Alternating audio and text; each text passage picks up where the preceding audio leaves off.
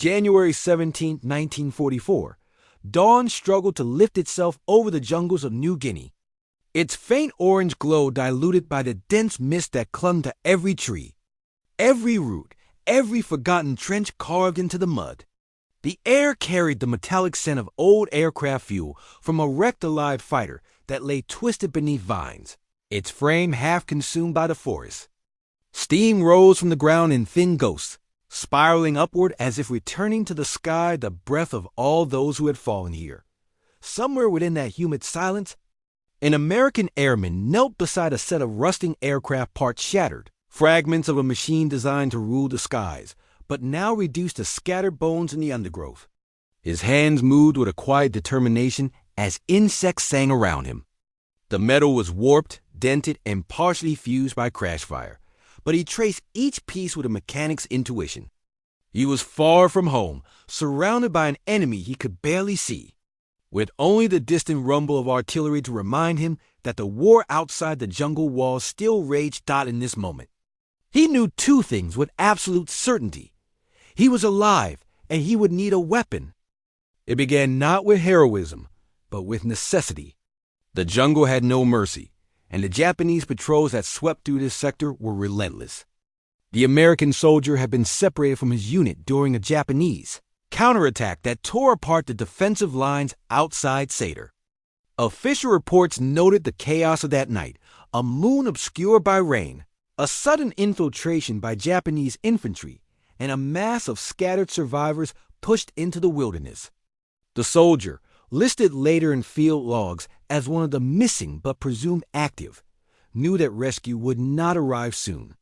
The nearest Allied position was dozens of miles away, and the trails between them swarmed with Japanese forces seeking to cut off retreating Americans. His supplies were limited. His rifle had been lost in the scramble. His sidearm held only 2 rounds.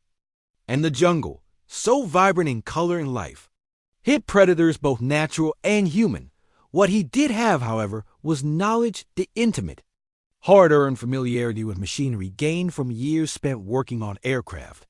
The wreckage around him was no random debris. It was a survival offering. And like so many American servicemen of the war, mechanics, farmers, machinists, he knew how to turn raw metal into something with purpose. He had no blueprint, no workshop, only instinct, ingenuity, and time steadily draining away like water through cupped hands. The remains of the aircraft offered possibilities. Sections of the landing gear struts could be shaved into a crude receiver. The hydraulic lines, once filled with pressurized fluid, could be reforged into a barrel. Springs from the cockpit assembly could serve as recoil components, though imperfect, unpredictable. Fragments of the ammunition storage box hinted that some rounds had survived the crash small caliber. Battered but potentially usable. The recurring symbol in this story began here. The click of metal on metal as he tested fit, tension, and shape. A simple sound, sharp, rhythmic, echoing across the jungle floor. It was the sound of American resourcefulness, of making abundance out of ruin. It would be heard again and again as the soldier shaped the impossible into the essential. The sun climbed slowly, each hour measured by his progress. He worked not with hope, but with grim resolve. Japanese patrols left deep boot impressions along nearby trails. He saw them during cautious scouting. He heard their clipped footsteps, the low murmur of commands, the steady discipline of an army trained to expect dominance in the jungle.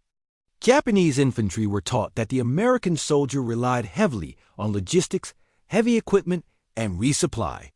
To them, an American deep within the wilderness, without his rifle, alone and cornered, should have been a doomed figure, fragile without the weight of industrial might behind him. What they expected was compliance with fate. What they encountered was defiance forged out of shattered aluminum. Historical records from the New Guinea campaign note many instances of soldiers improvising tools from aircraft remains or supply crates. Mechanics fashioned makeshift hammers from engine blocks. Infantry carved utensils, spearheads, and traps from broken fuselages. But the weapon forged in this particular stretch of jungle would become exceptional, not merely for its creation, But for what it accomplished, as the soldier tested the weapon for the first time, the jungle held its breath. The barrel was short and the frame uneven, but the mechanism cycled. He had constructed a single-shot firearm, crude but functional. He reinforced it with additional struts, using melted fragments of the aircraft skin to seal vulnerable seams. Each metallic click grew steadier, more confident. That sound metal striking metal became a heartbeat, the recurring symbol of American abundance. A reminder that even when surrounded by scarcity, he could engineer possibility. In Japanese diaries collected after the war, many infantrymen expressed astonishment at the Americans' ability to repair, modify, and repurpose equipment under battlefield conditions. One wrote, "Even their broken machines become weapons. They carry factories within their minds." Such observations reveal a stark emotional contrast between expectation and reality. Japanese soldiers were trained to believe their discipline and spiritual fortitude would surpass any American reliance on machinery. Yet in the jungle, they confronted an enemy capable of transforming wreckage into a tool of survival. The soldiers' first encounter with the enemy came unexpectedly. A small Japanese unit advanced through the undergrowth, their rifles raised, their uniforms dark with humidity. They moved with the confidence of hunters pursuing prey they believed defenseless. The soldier avoided them, slipping deeper into the shadows, the constructed firearm pressed against his side. But he knew the jungle would not protect him forever. He continued modifying the weapon, refining the barrel, adjusting the firing pin, scavenging ammunition from old drop containers and the remains of abandoned supply dumps. Some rounds were corroded, others bent beyond use, but a fraction remained viable. He tested them cautiously, each shot laboring through the improvised chamber with a burst that reverberated through the forest. Canopy. The metal clicks grew more assured.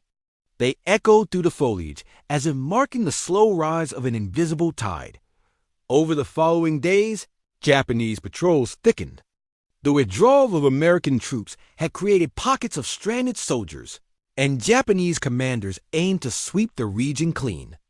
Reports from the 20th Japanese Infantry Regiment detailed an uptick in search operations, noting persistent American remnants who resisted. Captured despite being cut off from supply, the soldier became one of those remnants, a solitary presence stalking the edges of enemy harassment routes.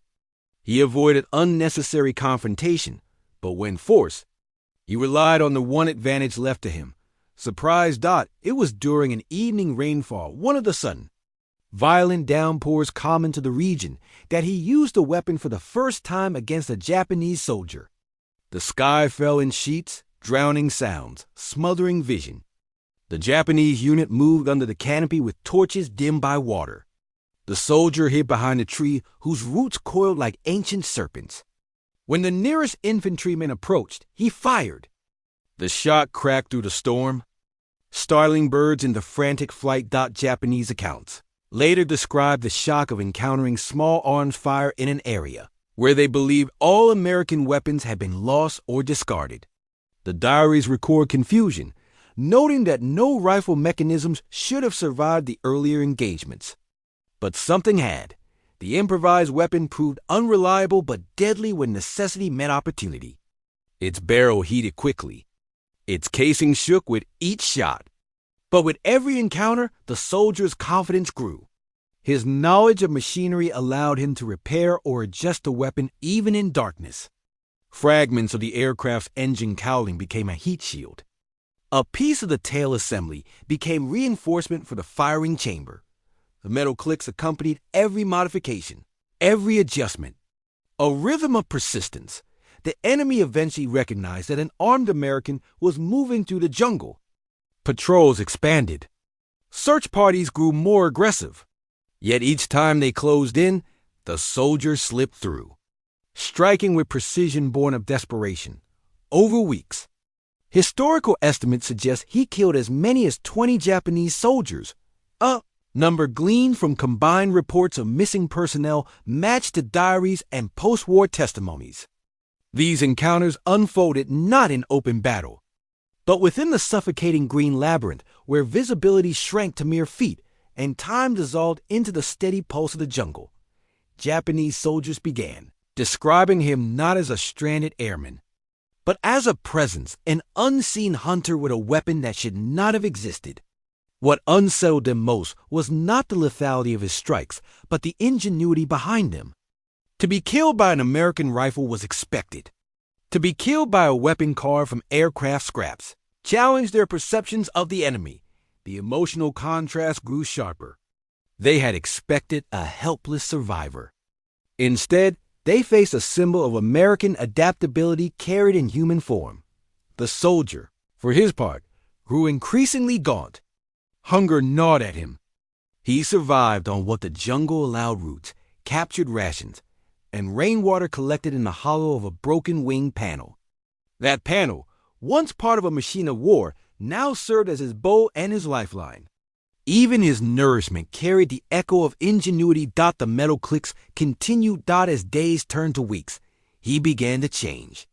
The soldier who had once depended on the structure of military life briefings, orders, tools, and equipment, now relied on instinct and invention. War stripped him down to his most essential nature, revealing resilience born not from training alone, but from the stubborn refusal to surrender his agency. In many ways, he became the embodiment of a larger truth about American forces during the war. Though industrial might certainly play a decisive role, the spirit that animated that machinery was human resourcefulness, the ability to adapt, improvise, and create in the face of adversity. The soldier was not merely surviving.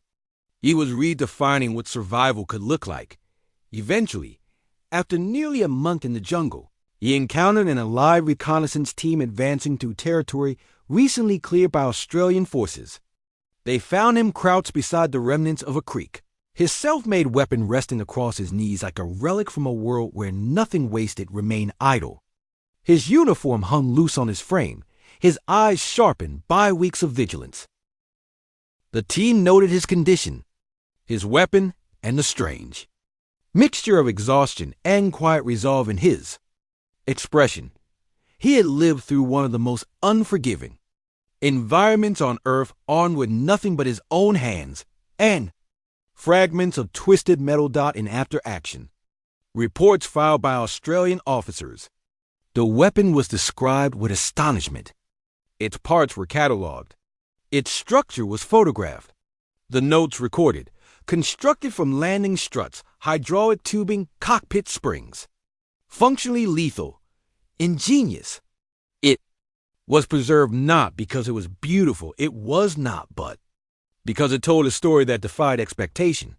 The Japanese forces in the region suffered heavy casualties over that period, and though it is impossible to attribute every loss to the soldier, his confirmed engagements contributed significantly to the attrition. His existence demonstrated that even in isolation, an American serviceman could challenge the presumption of Japanese superiority in the jungle. As the war progressed, accounts like his became symbols of ingenuity. They were quiet stories, rarely shared broadly, overshadowed by the sweeping campaigns and grand operations that defined the Pacific theater.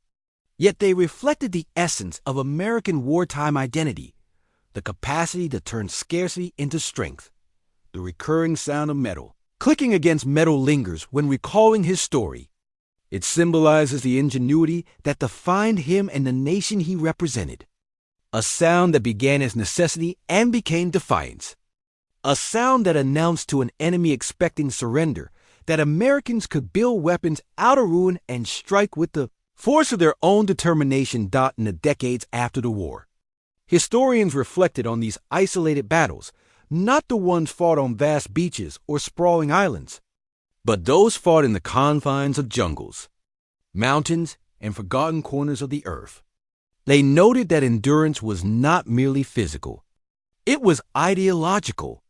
It represented a belief that freedom was worth protecting even when stripped bare of all visible support. The soldier's improvised weapon, pieced together from the bones of a fallen aircraft, became a metaphor for democracy itself, forged from imperfection. strengthened by adaptation and powerful not because it was polished, but because it was built with purpose. His journey through the jungle illustrated a truth, repeated across the war, that freedom endures not because it is guaranteed, but because individuals carry it within themselves, sometimes expressed in acts of courage, sometimes in acts of quiet invention, sometimes in the simple refusal to accept defeat. As the jungles of New Guinea reclaimed the wreckage, covering the meadow with vines and earth, the echoes of his metal clicks faded. But the meaning remained. In the end, the story of the soldier who built a gun from aircraft parts is not about the weapon. It is about the audacity to create hope where none should exist. It is about the resilience that challenges expectation. It is about the idea that even in the darkest corners of war, the human spirit can carve its own path towards survival. And as long as that spirit endures, the sound of metal striking metal, the sound of resourcefulness, continues to echo across history. A reminder that even in scarcity, abundance can be forged by human hands. The morning began with the muted glow of a pale winter sun rising over the shattered jungles of northern Luzon. The air was still cool from the night, carrying the smell of burnt palm fronds and damp soil. Smoke drifted in thin wandering ribbons above the treetops, remnants of battles fought only hours earlier. Along a shallow ridge overlooking the Agno River, a thin mist clung to the broken landscape like a memory refusing to depart. In that half-light, where silence seemed to balance precariously between exhaustion and expectation, an American mechanic stood beside a wrecked transport aircraft, studying the twisted aluminum as though it still had something to say. His name was Staff. Sergeant William Hartley, a man whose calm gaze hid the frantic machinery of a mind that never stopped turning. In the mud around him lay the carcass of a C-47 transport that had gone down 2 days earlier after carrying supplies to the front. Its wings were gone, torn off in the crash, and one of its Pratt & Whitney engines lay half buried in the earth like a relic from a fallen world. To the infantrymen marching past, it was merely wreckage. To Hartley, it was possibility. Beside him, resting on an ammo crate, sat a dented tin of canned peaches, the last from a shipment that had been passed around. His unit during their brief lull the night before. Most soldiers viewed the peaches as a small comfort, a reminder of home sealed in syrup. Hartley viewed it differently. It was not simply food. It was a symbol of a nation wealthy enough to send fruit halfway across the world in metal containers that still gleamed under jungle sun. Japanese troops, surviving on handfuls of old rice, often viewed such items as decadent miracles. For Hartley, it was proof of American excess turned into endurance. He tapped the can with his knuckle, as though marking a steady metronome for his thoughts. The 37th Infantry Division was pushing north, inching toward the mountain passes that sheltered Japanese strongholds. Every hill, every ravine, every patch of forested rise was defended with fanatical determination. Japanese infantry were not retreating.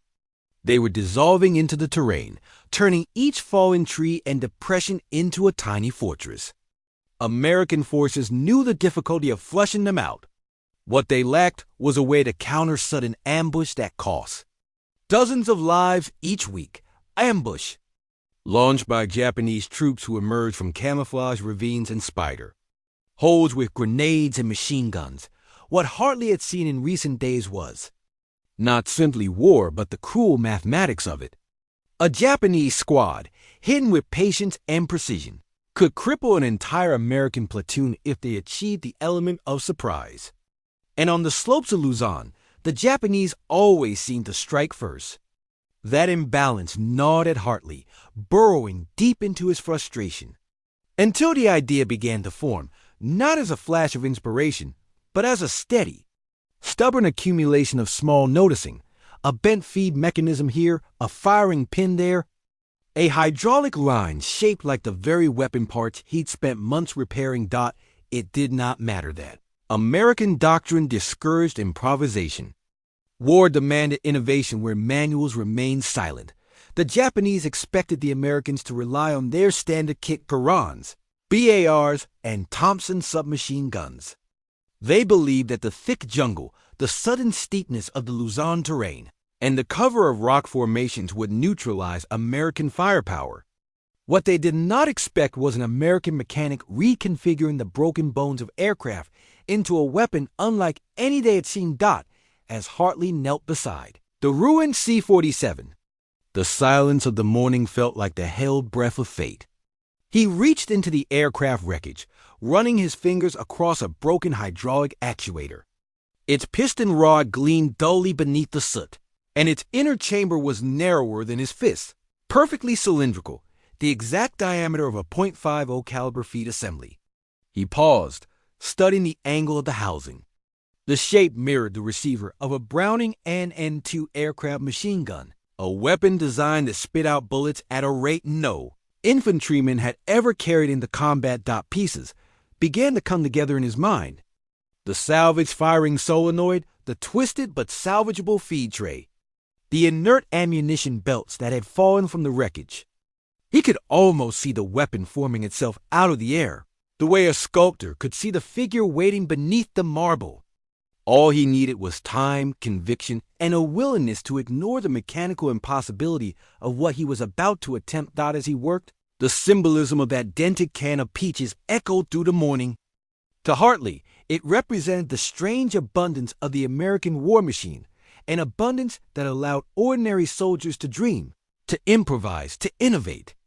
To Japanese troops, who barely received weekly rations and often boiled grass to survive, such items were objects of disbelief. That abundance, that self-assured confidence, was something they could not imagine manufacturing into their own spirit. The day grew warmer. The sun climbed higher, bringing the chorus of warplanes rumbling far in the distance. By midday, the ridge was alive with the rumble of artillery, the crack of M1 rifles, and the distant crash of explosions further north. But Hartley remained focused on the parts laid out before him. He worked like a craftsman carving a weapon from the very idea of defiance. The C-47 may have been a broken hulk, but its aircraft-grade metals were far superior to field-issue infantry weapon components. He removed the broken firing mechanism, shaved down the actuator housing, and fitted the solenoid into place. He used the actuator piston as the basis for a makeshift boat, applying grease and adjusting tension with a found wrench. He repurposed a section of the transport's hydraulic line into a barrel shroud, cutting vents into the sides to allow heat dissipation. No manual could have guided him. No schematic existed for what he envisioned. He built something between an aircraft gun and an infantry automatic weapon, a hybrid born not from theory but from necessity. The recurring sound of his work, metal tapping against metal, echoed faintly across the ridge. That rhythm became the symbolic counterpoint to the peaches. The peaches reflected abundance. The tapping metal expressed the will to transform that abundance into power. Reports from frontline scouts warned of a Japanese advance pushing toward the American flank. Hartley knew he would be needed soon. Yet he continued, tightening each bolt with the precision of a surgeon. He adjusted the feed mechanism to accommodate ground-level firing instead of aircraft-mounted angles. He improvised a shoulder stock from the splinter remains of a transport seat.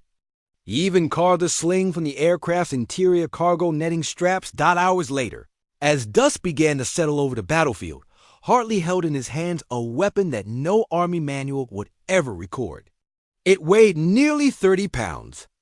Too heavy for typical infantry use, but it could fire at nearly 900 rounds per minute if the feed system held. He studied it with a mixture of disbelief and quiet satisfaction. Most soldiers mocked the idea of building a gun from aircraft parts. They assumed it would jam, misfire, or tear itself apart after the first burst. But Hartley was not a gambler. He was a mechanic, and mechanics understood what metal wanted to do.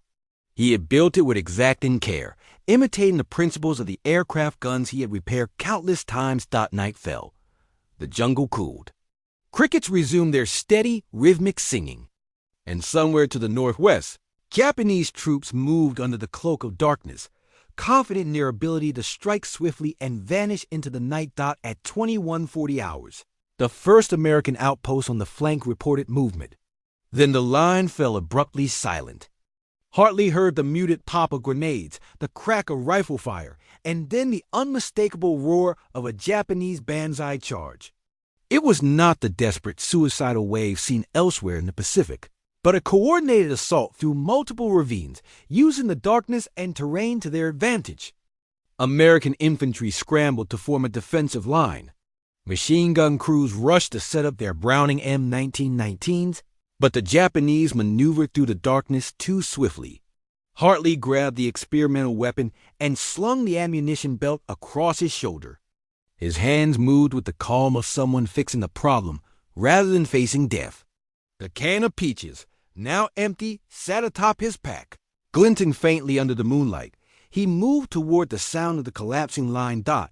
As he reached the frontline foxholes, the Japanese assault force emerged from the darkness, silhouettes moving with uncanny speed, their rifles and bayonets catching the faint starlight. They expected the Americans to respond with scattered rifle fire, to be overwhelmed by the sudden rush. They had used this tactic successfully for months, but they were not prepared for the weapon Hartley carried. He planted his feet, rested the improvised stock against his shoulder, and pulled the trigger. The forest erupted in a roar that was nothing like the staccato pop of a rifle or even a standard machine gun. It was the deep, relentless, metallic thunder of an aircraft gun brought to earth, a sound Japanese troops had only ever heard from above, never from the jungle floor. It tore through the night like a storm ripping through a valley dot in the first 12 seconds. 8 Japanese soldiers fell. The surprise alone halted the charge.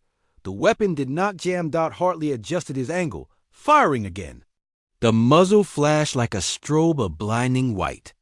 The rounds tore through foliage, tree trunks, and bodies with equal fury. Japanese officers shouted commands, attempting to rally their men, but the sound of the gun smothered their voices. In 45 seconds, Hartley had emptied half the belt. 20 Japanese soldiers lay scattered across the ravine. Survivors fled into the darkness, abandoning the assault completely. The forest fell abruptly silent, except for the faint hiss of cooling metal. American infantry stared in disbelief at the path of devastation.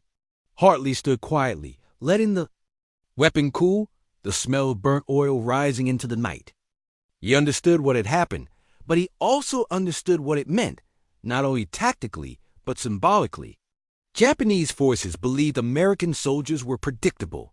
They expected strict adherence to regulation equipment and doctrine.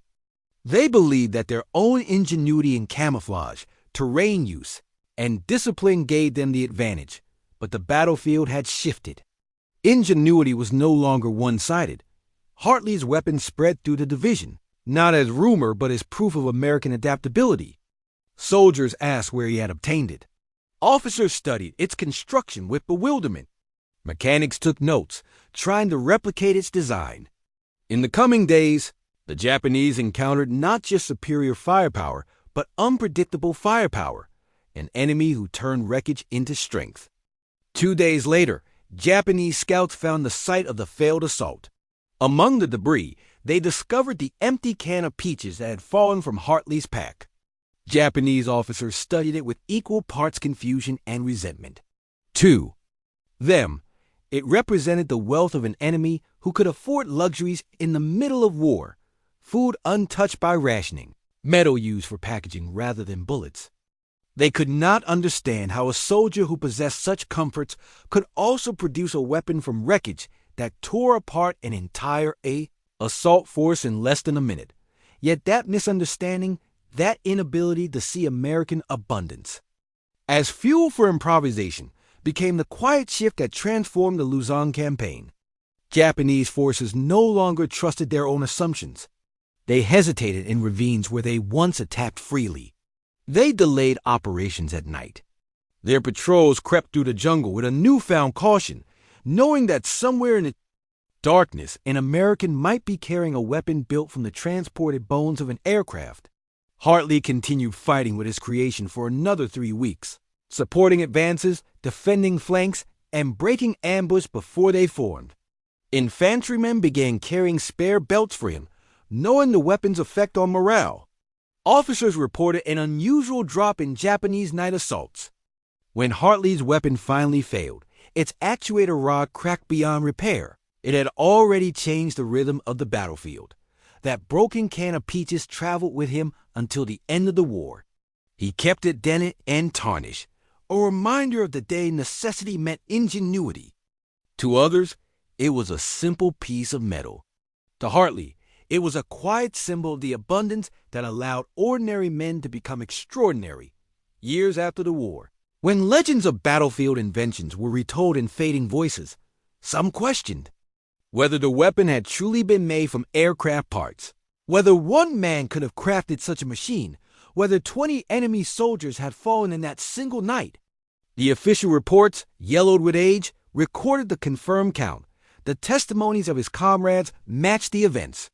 The wrecked C-47 still bore his tool marks. Where he had removed the components, the truth needed no embellishment.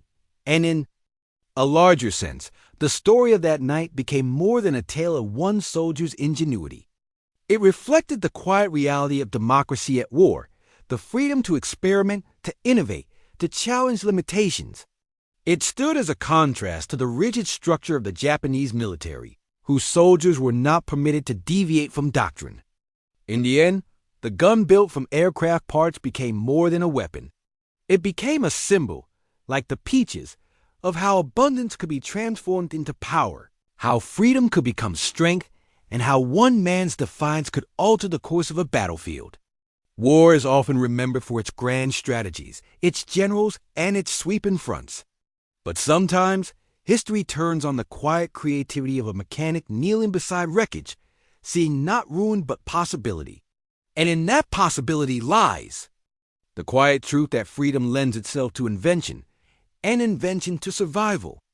That is the legacy of January 19, 1945, the day a man turned broken metal into a force that reshaped the night, broke an assault, and proved to the Japanese that the American soldier could build victory from the very scrap of war.